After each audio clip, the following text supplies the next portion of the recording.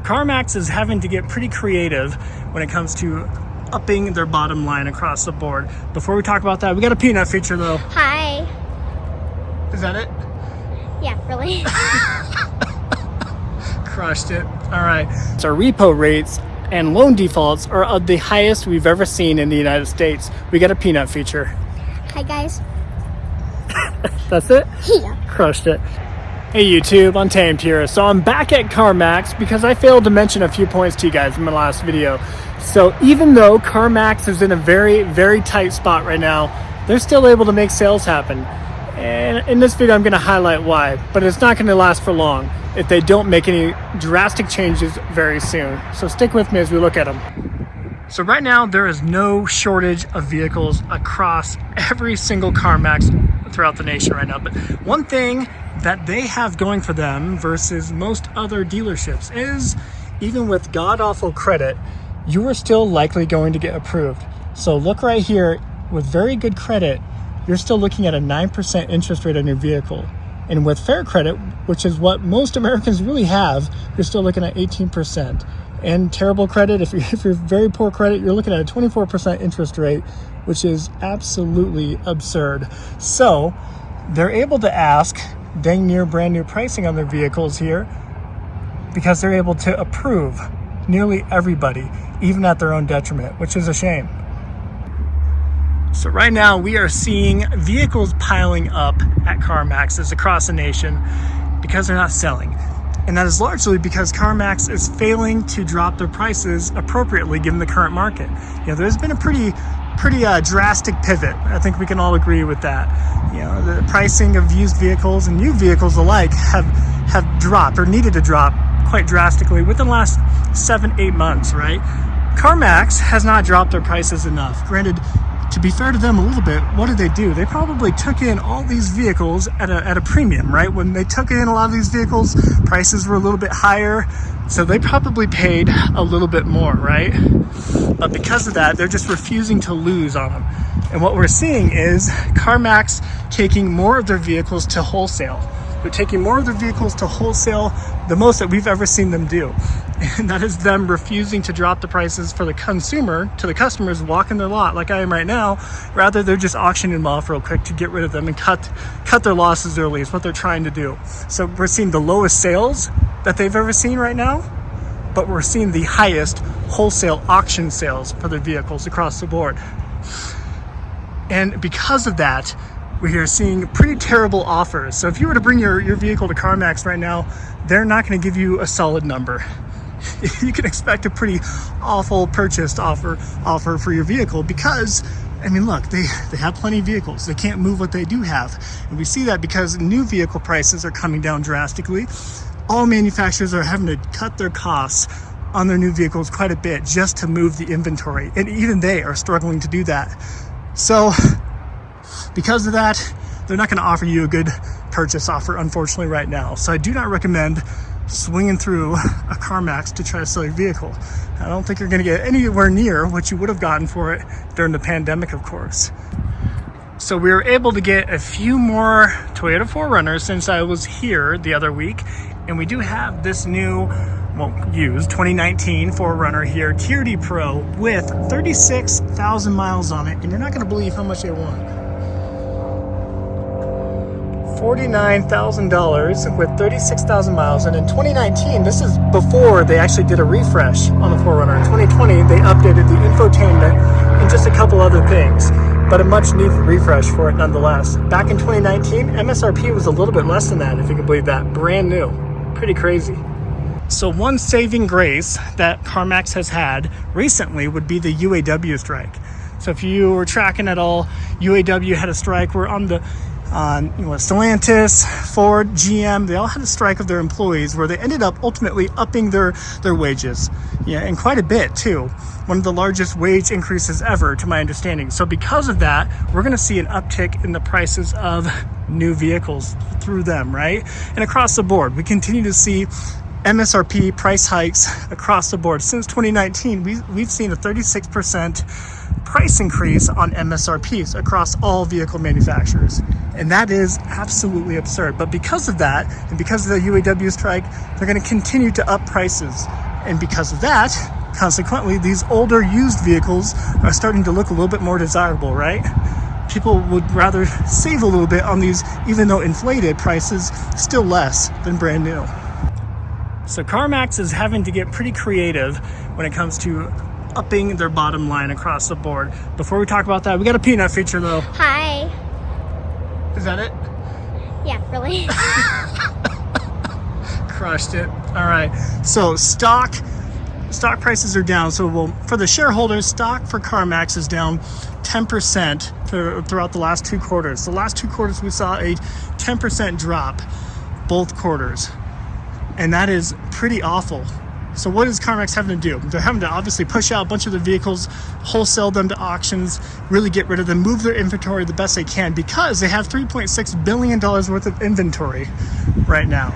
So they have to move it. Otherwise, if prices keep coming down on them, this can be a pretty devastating loss for Carmax. So they're having to make moves, even if they're unable to sell their inventory on their lots right now. But yeah, a 10% decrease in their stock for the last 2 quarters straight, and we do not see a light at the end of the tunnel. It's continuing to get worse, unfortunately, for them. In the past, unfortunately, Carmax has resorted to cutting off employees, right? So firing and laying off employees for the sake of bumping up their bottom line, which is pretty pathetic to say out loud, but it is a business at the end of the day, and they have shareholders to appease, so they have to make up for it somehow, and that is a way that we've seen that done. They cut their employees and or just stop buying inventory, which is half of their model here, right? You drive in here and they'll make you an offer on the spot. That's half of their business model. So in order for them to continue to be able to do that, that bottom line needs to come up. And right now it is looking pretty bleak for them. Let's look at this Bronco here, see how much they want for it. All right, kind of hard to see. You're not going to be able to see it, but they want $47,000 for it. So you can kind of see it right here, $47,000, and it has 22,000 miles on it. Again, Ford is cutting and discounting their cost of the brand new Broncos quite a bit right now. If you look at any Ford dealership, you're going to see a whole pile up of these on their lots, because they're becoming increasingly difficult to sell right now. So if we look at these few Lexuses right here, let's check out their no-haggle price. To me, as someone who has bought a number of vehicles over the years, I appreciate being able to negotiate a little bit. Here we see about $38,000 they want for this 2021 Lexus RX 350 with 33,000 miles on it. That is absurd. Almost as absurd as the interest rates that they're going to ace you with. Having a no-haggle price makes sense when it's a good deal. And right now, as I walk this entire Carmax lot, there are very, very few deals that I would even consider at all. They're not good deals. They're overpriced, probably by 15%, I would argue, or even a little bit more depending on which vehicle it is. The Toyota's easily 15 to 20% overpriced on this lot. So a no-haggle price, I think, gives people a lot of good peace of mind when they're looking at these vehicles normally, because they normally feel like they're getting a decent deal. They're paying a market value for the vehicle, and I think a lot of people are okay with that. But when they're overpriced and you're not even able to negotiate, no thank you, hard pass. And for someone like me, I would never succumb to that. It really bothers me, unfortunately. So we see these wildly overpriced vehicles with a no-haggle price. And what else do we see? We see an average lot time sitting on the lots throughout the entire nation of 70 to 80 days is the average lot time. What does that mean? That means these vehicles are just kind of sitting here collecting dust. Well, plenty of it here, right? Collecting dust and dirt and grime and just sitting here, and all the components are just kind of sitting idle, right? A vehicle should be driven. All the parts should be lubricated. Everything should be moving in motion in order for a vehicle to, to age well and not fall apart. So sitting is actually pretty detrimental for these vehicles, and seeing them sit for so long, having that quote unquote lot rot that we've heard, right? We've heard those terms thrown around quite a bit. That's pretty awful, especially when they slap on a no-haggle price, right? So currently, repossession rates or repo rates and loan defaults are of the highest we've ever seen in the United States. We got a peanut feature. Hi guys. That's it? Yeah. Crushed it. And why is that, right? So we have an average negative equity of $6,000 across the United States right now. That means, anybody who has they purchased a $50,000 F-150, they just bought it for $50,000, and the next day it is worth $54,000 or $44,000. So that $6,000 negative equity is the average across the nation right now. And we have those higher repo rates and loan defaults because people overpaid for their vehicles during the pandemic. Throughout the last couple of years, people were paying, ADMs, additional dealer markups, over MSRP for their desirable vehicles. Especially, we saw it a lot with Toyotas, right? The Tier D Pros, the 4Runner Tier D Pro, Sequoia Tier D Pro, Tundra, you name it, even Raptors. People were paying over sticker price for them and taking out these pretty inflated loans to get them. So, of course, as we see now with the market doing a pretty big downturn, people are floundering, right? They can't keep up with the already pretty high payments, and then when they look at their used value, it is extremely low, way less than what they paid.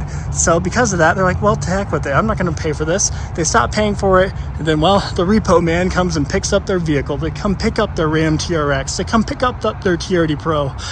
And then, well, that's how we found ourselves in this position, this predicament. The highest rates we've seen as a country ever. That is pretty crazy. So a ton of loan defaults, a ton of repos, not good. So we see wholesale numbers dropping drastically. So when they take these vehicles to auction just to move them, those prices have come down so much just within the last 5, 6, 7 months. What we typically see is retail numbers follow, and they follow within maybe a quarter late, maybe 2, 3, 4 months late, we'll begin to see the echo of it within the retail market. So right now, we're kind of in the shadows of it. All the wholesale numbers have come down drastically, but the retail numbers of these vehicles still remain pretty high. That's because they're behind, right? They're a quarter behind, and we will begin to see it reflected, hopefully within the next 60 to 90 days, maybe 120 days, we'll start to see the prices come down across the board. That's at least my projection. So if you've been on the fence to buy a used vehicle, I would suggest just waiting a little bit, just being a little bit more patient, maybe lean into the first quarter, in April timeframe, start looking then, because I do believe that we'll start seeing a pretty drastic downturn of used vehicle prices across the board. And hopefully by then interest rates will have come down a little bit too, because right now it's a little ridiculous. I think we can agree. It looks like we've received a new addition to the whole EV corner over here. We got a Jaguar EV. We've seen this Mach-E Mustang last time we were here, but this is new. What is it? We have a 2020, let me give you better light, 2020 Jaguar I-Pace SE for $37,000. 31,000 miles for it. Like many EVs right now, they're not selling, and dealerships and manufacturers are having to slash the prices in addition to the already huge tax deferrals, government subsidies, everything that comes with low interest rates. Dealerships are having to do everything right now to move these, and well, they're not very successful at the moment. So I do wonder how Carmax is going to be able to move it at that price. So here we have a few different Audis lined up. Let's just check how much these last two are. We got a RS5 and another, or S5, excuse me, right here. I don't think we have one in the window. We don't. Let's see if we got one on the RS5. I do love that. That does look good. Pretty sleek with the new design. And $47,000 on this 2019 Audi RS5 with 58,000 miles.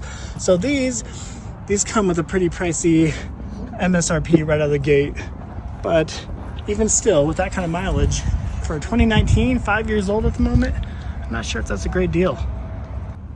So right here we have a 2020 E63 AMG, and what you guys don't know is I strongly considered getting one of these back in the day in Edition 1, or yeah, I think Edition 1 is what it's called. So you got the V8 bi-turbo, but this is how much they want. So they want 77 grand with it having 29,000 miles. And if you look right here, with those interest rates, if you landed in that fair category and with an 18% interest rate on that price tag, you're easily spending $125,000 on this vehicle over a 72-month loan.